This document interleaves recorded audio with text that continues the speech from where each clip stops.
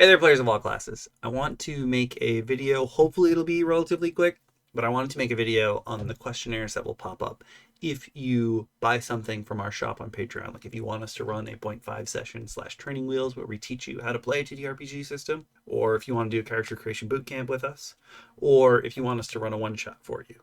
So I'm just going to go over what's in those questionnaires. So if you're thinking about doing this, you want someone from DM Roundtable's inner circle, so myself, DM Shin, and DM Lakara, if you want one of us to run something for you, these are the kind of things you're going to have to think about before we get into it.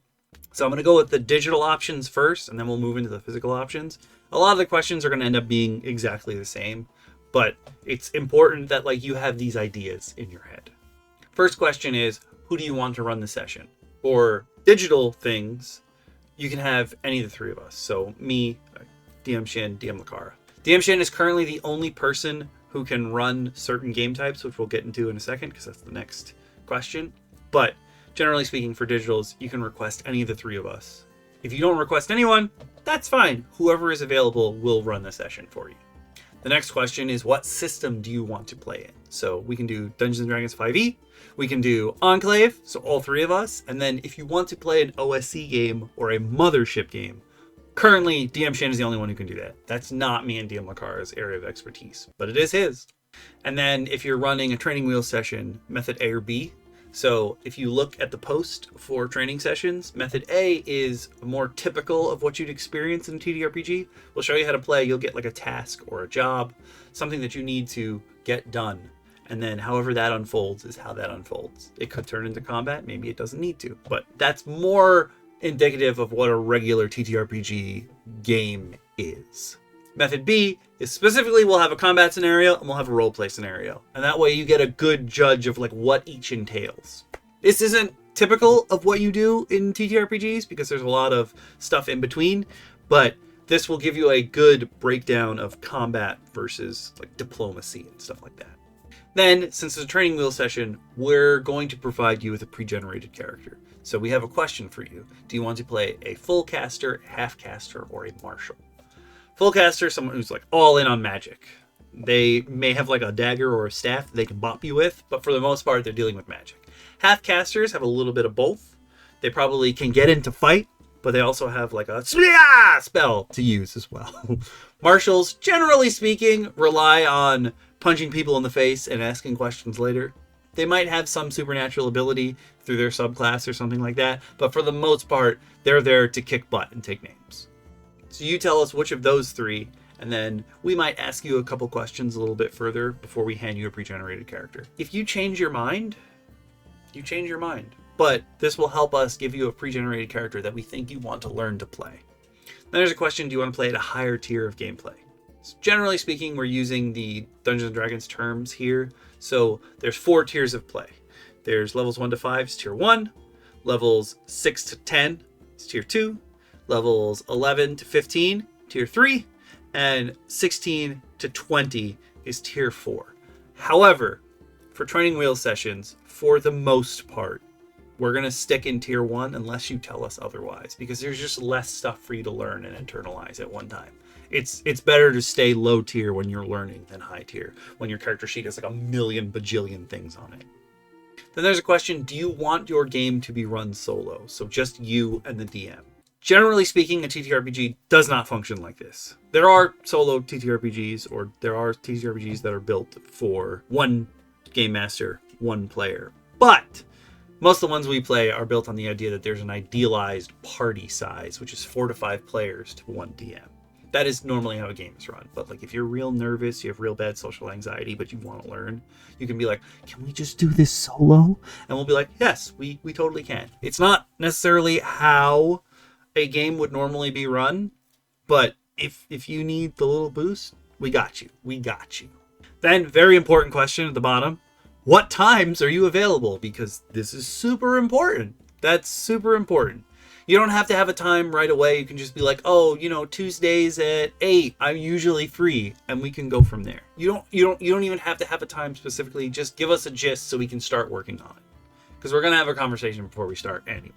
Each and every one of these options at the bottom has a link to the TTRPG safety toolkit, and it would be good to make sure that you let us know some topics that are just straight up off limits. We want to make sure that everyone feels safe and happy while they're playing. JRPGs, you can do anything you want in them, okay? That's the beauty of it. But we want to make sure that the experience is good. It doesn't automatically put anyone off. It doesn't scare you or anything like that. That's not what we're looking for. Not to say you can't have a horror game, but we're not looking to scar you with a game. You can familiarize yourself with stuff from the TTRPG Safety Toolkit. You don't have to use every tool in there. The three of us don't use every single tool in there, but we're familiar enough with them where if you want to use that tool, we're okay with it. We want to make sure that your sessions are good.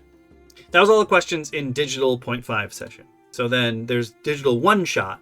There's now a new section in here for, are there any specific themes or genres you'd like to explore during your one shot? Or you can give us focus words.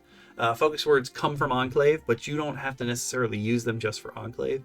But when you start a session in Enclave, all the agents who are currently participating give the conduit, which is what you call the DM or the GM in Enclave, a word or a phrase or a sentence of something that they want to be included in this current session. So you can do that for anything. It doesn't have to be just for Enclave. You can give your DM focus words for 5e. That's fine. If you don't suggest anything, that's fine. We have plenty of ideas. Don't worry. Then again, the same question. What system would you like to run through your one-shot in? 5e, Dungeons & Dragons 5e, Enclave, OSE, and Mothership. What tier of play? This one's more important here than it was in the 0.5 session. So what tier of play would you like to play at? Then, do you need us to provide a pre-generated character? This is where that question, what tier of play do you want to play in, really comes in handy. Because if we're handing you a pre-gen, we need to know what tier of play that pre-gen character has to be in. So please let us know there. If you, again, aren't sure, we'll give you a pre-gen. If no, we'll discuss how to view your character sheet, because maybe you're running it on D&D Beyond or Roll20 or something like that. Or maybe you have a PDF. And if you don't have a character, but you would like to build one beforehand, you can get a bundle for Character Creation Bootcamp and a one-shot. Other than that, the other questions are the same. There's nothing extra in there. So in the middle of these two options between digital and physical is Character Creation Bootcamp. Character Creation Bootcamp, we will work with you to make a character. So say you didn't want a pre-gen, you wanted to build your character, but you haven't done it yet. We can work with you to build said character. But do know that all three of us can help you with a Dungeons & Dragons character. All three of us can help you with an Enclave character. But if you want to learn to build an OSE or a Mothership character, that's DM Shin's purview. Character Creation Bootcamp can be done physically or digitally. So there are questions in here that are like, hey, do you want to do this physical or digital? And then please be aware, if you do want to do Character Creation Bootcamp in person, DM Lakara is not available for anything in person, just so you know. So it's just me and DM Shin in person. If no DM is specified, again, whoever is available will help you with this task. So because the choice is physical or digital for this, there's two more questions if you answer physical to yes. If you're playing digitally, just skip them. But the first question is, where are you? Because me and DM Shin, both located in New York. If you're too far away, unless other accommodations are made, like obviously we're not going to be able to do this physical session. And then, do you have a location that you are thinking of running this game? This isn't to say that we won't run games in our own personal space, but generally speaking, to be safe, it's better to do them in a public space. So if you have ideas for this, please let us know. If you don't, we'll work on it. Don't worry if you're like, I want to do this, but I don't know where to go. It's okay. It's okay. It's 100% okay. We will work it out. There's again the question of what system do you want to build your character in? If it's D&D or Enclave, all three of us can help you. If it's Mothership or OSE, only DM Shin can help you. And then which method of building would you like to do your Character Creation Bootcamp in? So there's an A and a B. Method A is you've never made a character before and you want someone to explain all the steps along the way. Method B is you have an idea of a character you'd like to build and are looking for some assistance in making them the best character they can be. So that's a lot of like brainstorming.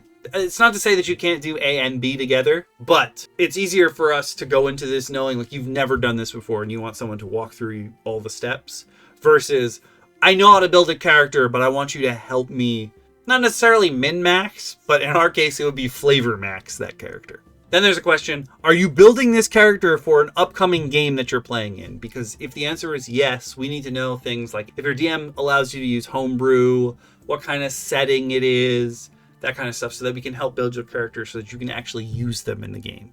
If no, we'll discuss the questions as we go. Again, what tier of play do you want this character to be at? What times would you be available? And the TTRPG safety toolkit is there too. Finally, we come on to the physical options. And this is if you want us to be there in person, how can we help you make this happen? So if you're running a 0.5 training wheel session in person, again, only me or DM Shin can do this. DM Lakar is not going to meet none of y'all in person. Fine on the internets, but not going to meet any of you in person. Sorry. It's nothing against you.